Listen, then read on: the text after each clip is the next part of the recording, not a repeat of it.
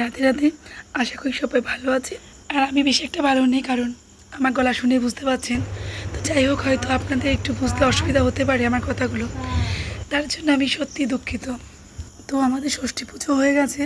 সকালবেলা যে জল নিয়ে এসেছিলাম, ষাটের জল, সেটা দিয়ে প্রথমে গোপাল সোনাকে ষাট করে জল দেওয়া হয়েছে, তারপর হলুদ সুতো দেওয়া হয়েছে, আর তারপর বাড়ির বড়োদের মানে মা তার জামাইদের, ইনি হচ্ছেন বাড়ির বড় জামাই, মানে আমার পিসামশাই। বাড়িতে অনেক জামাই, কিন্তু সব জামাইরা এক একজন এক এক জায়গায় থাকে, তো সবাই আসতে পারেনি, তাদেরকে ভীষণ মিস করছিলাম।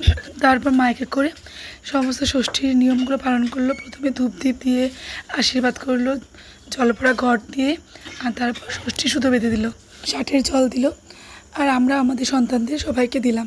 সকল সন্তানদের জন্য অনেক শুভকামনা, সবাই যেন খুব ভালো থাকে, সুস্থ থাকে, সকলের কৃষ্ণপদে মতি হোক, এই প্রার্থনা করি গোবিন্দের কাছে।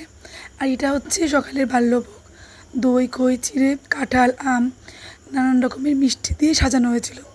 সাথে ছিল পরোটা আর ঘুগনি, সাথে রুটিও ছিল, আচার, এই সমস্ত কিছু দিয়ে ভগবানকে ভোগ নিবেদন করা হয়েছিল।